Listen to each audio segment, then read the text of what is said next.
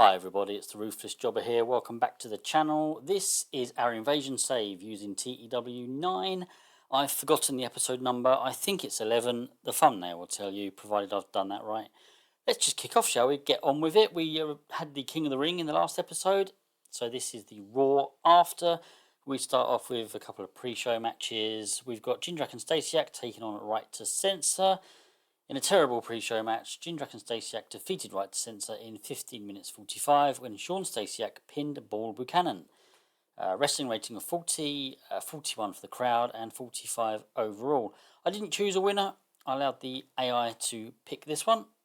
And in another pre-show match, Chuck Palumbo takes on K Quick. In a pre-show bout that had decent reaction from the crowd but terrible wrestling, Chuck Palumbo defeated K Quick in 13 minutes 59 by submission. 43 for the wrestling, 51 crowd, 47 overall. The WCW guys doing well so far in the pre-show matches. And the final pre-show match, Booker T taking on Jeff Hardy. Kind of expected the AI to pick Booker T on this one. We had good heat and decent wrestling. Booker T defeated Jeff Hardy in 17 minutes 10 by pinfall. A wrestling rating of 67, 74 for the crowd, and 72 overall. Yeah, much better finish. Really get the crowd hyped up for the main show, which we will step into now.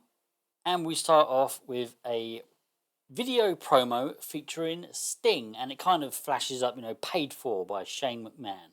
So obviously Vince McMahon isn't going to want to have any WCW guys having promos on his show. So this is paid for by Shane McMahon directly to the TV station. 75 rating to kick us off pretty good. And then we have a segment with Scott Steiner and Buff Bagwell, and they are taunting Eddie Guerrero, who we're now calling King Eddie. Yeah, we just changed his name. We haven't changed his... Actually, we did change his gimmick, and that's what this handle changes thing is down here. We've changed it to just the King Eddie, or Latino King Latino, I think, or Latino King, I think I called it. He's basically the same character, but we just want to emphasise the fact that he's the current king. But obviously he had his scepter and his orb destroyed, and maybe his crown got destroyed as well when Scott Steiner kind of ruined the party when he was being crowned at King of the Ring. So Steiner and Bagwell kind of taking the mickey, and they kind of got maybe a paper crown. They're saying, "Oh, here, come out, Eddie. Here's your crown. Use this one. Your other one got busted. Whatever." Really sort of taunting him. Eddie Guerrero then comes out, cuts a promo of his own, and they challenge him to a tag team match. Why not? Buff Bagwell and Scott Steiner. And Rikishi comes out, and he will be Eddie's tag team partner tonight.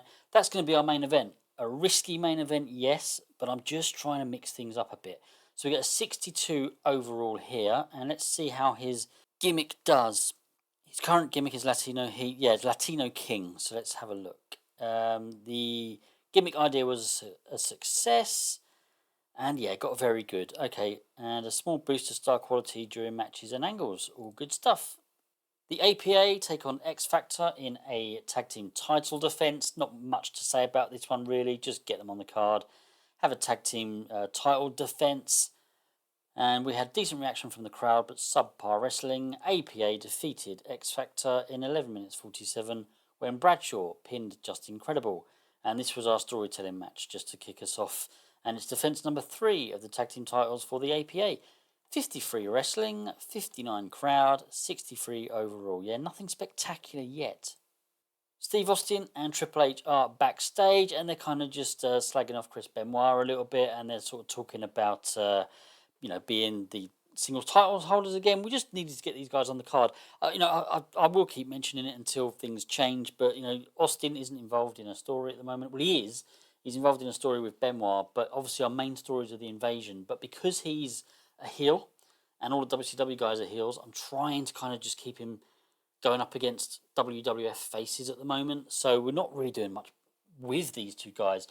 Triple H mentions as well that he's kind of, he really wants to sort of take on someone. He wants to sort of prove himself a little bit more. He kind of insinuates, or kind of insinuates is the wrong word. He kind of mentions that he's a little bit sick of the cheating. He doesn't specifically say that, but the kind of vibe we're getting from Triple H is that he wants to prove that he's a great wrestler. He wants to prove that he can really do it in the ring. We don't intend to be turning Triple H at all. but we just maybe might have him willing to defend the title a little bit more often in the sort of coming days, weeks, months. We'll see how that goes. So yeah, this gets a rating of 76, but that's kind of just what I wanted to get across there.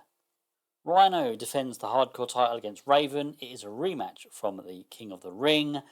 And we had Rhino get the win in 6 minutes 31. And it's defense number 5 of the hardcore title. Yeah, he won it by pinfall.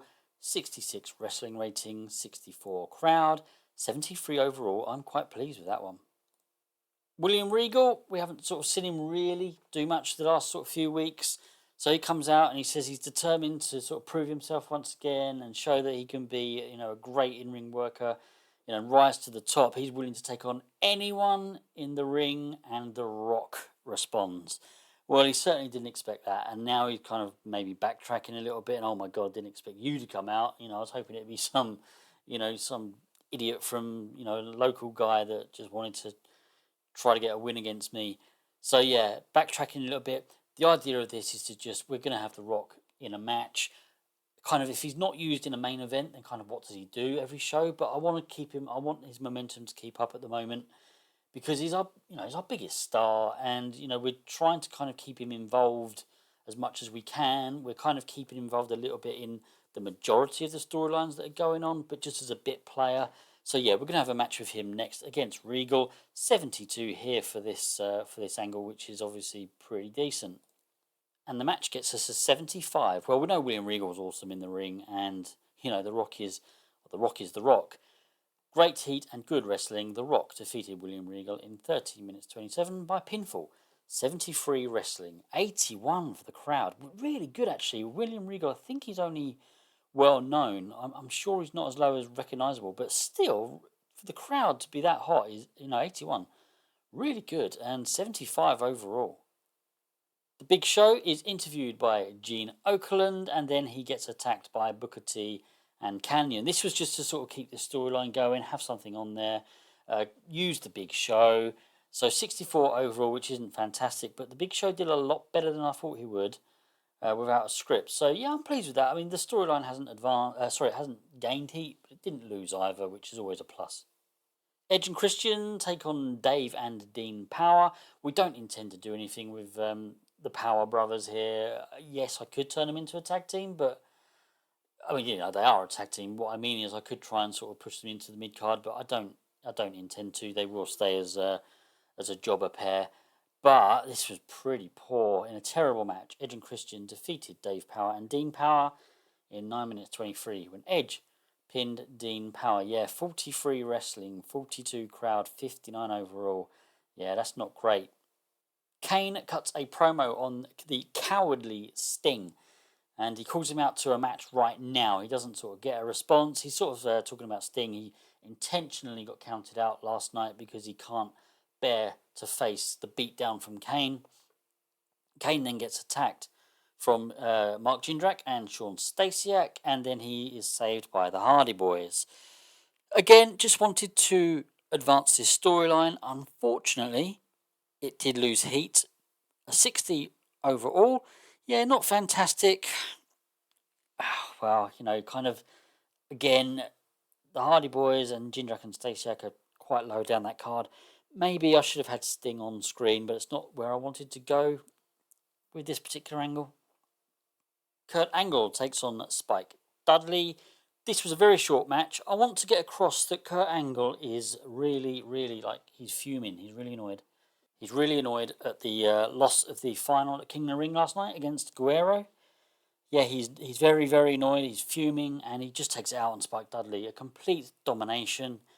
63 wrestling, 65 crowd, and 67 overall. Diamond Dallas Page then cuts a promo on the Dudley Boys and Mick Foley. Nothing more to say about it, just advanced the storyline. It gained heat, which is really good, and a rating of 64. Crash Holly takes on Chris Jericho. This did a lot better than I thought. Now, we only got a 63 wrestling and a 65 crowd, but 78 overall is fantastic. In a decent match, Chris Jericho defeated Crash Holly in 9 minutes 42 by submission. But we did have Hardcore Holly come out and distract Jericho. Nothing storyline wise here, but Hardcore Holly being Crash Holly's tag team partner kind of made sense. This was just to get a decent match on the card. I didn't think it'd be this decent. I didn't think we'd get a 78, but yeah, really pleased with that. And prior to the main event, we've got promos from King Eddie and Rikishi as they kind of just slag off Scott Steiner and Buff Bagwell and hype up the match. Storyline lost heat. 49 is really bad. I would have thought Eddie would have done better on the mic. Maybe Rikishi brought it down. Let's just see what we get in the match, shall we? 74. Oh, that was another risky main event, but 74 I am pleased with. The storyline gained heat again. Rikishi sustained a chronic lower back pain. Hopefully that's nothing too bad. Good heat, decent wrestling. World Championship Wrestling. Buff Bagwell and Scott Steiner got the win here in 15 minutes 9 seconds. Scott Steiner pinned Rikishi by using underhanded tactics. And this was a Steal the Show match. So yes, we've decided to go with another WCW win. We are kind of pushing the WCW guys a little bit here. So yeah, give some WCW some wins here. Or sorry, give the WCW some wins sort of early on. See where we go with it. Yeah, I'm happy with that though. 65 rating for the wrestling, 71 crowd, 74 overall. Let's see what we get for the show. Oh yeah, what happened here? Buff Bagwell. Oh, jeez. 75. Increasing our popularity in one region. Got to be happy about that. Didn't get the bonus. Well, it's not a bonus, but it says that we the show benefited from having a different variation of angles. Didn't get that this week. Don't know why, because I thought I did actually have some good in different areas. I had a couple of videos and backstage. Yeah, don't know why that's come out like that, but oh well. Not bad though. 75, increasing our pop. Oh yes, of course, we've got post-show stuff to do now, haven't we? Injury review, 60 days. That's a shame. Financial report. Yeah, 260,000, all good stuff. Popularity report, it only gained in one region, Central Europe. Well, can't complain. Okay, just checking our emails then. Randy Orton wants to be brought up to the main roster. Probably too young for my liking. Anyone who knows how I like to book, I don't like guys that are too young because you kind of, if you push them early, just too young. Maybe I'll have to do something with him though. Chris Jericho's got an opinion. Mark Jindrak is money. Drug test fees. Rikishi injured. Yes, it was a botched move from Buff Bagwell. TNN are unhappy. I might have to change my time slot there. Don't want to lose this this save just on a technicality. And the viewing figures for Raw. Okay, let's do that now. Let's have a look at our broadcasting. So it's TNN, and it was TNN Raw is War. So we need a minimum of 77. That is a lot. 77 is high. We're not achieving it. Adjust the time slot of Raw. I've got to make it. Oh wow, why is it now saying 89? Wow. Well, we're not going to get that. Wow, we might have to really think about 71. Is even that pushing it? Late night. Late evening's the same as prime time. Blimey. Late night. Let's see where we go. See what happens. Okay, I also wanted to have a look at our roster. I don't think there's any more surprises here that I don't want you to see, but I am interested in just seeing if there are any changes to people's perception because, you know, we're giving some people a win. We're giving quite a few different mid-carders some exposure. Sting's not a major star yet, which I'm a little bit disappointed with. I'm sure we'll get him there. No real changes. King Eddie's well known. Oh, William Regal is actually recognisable, which makes his match against The Rock.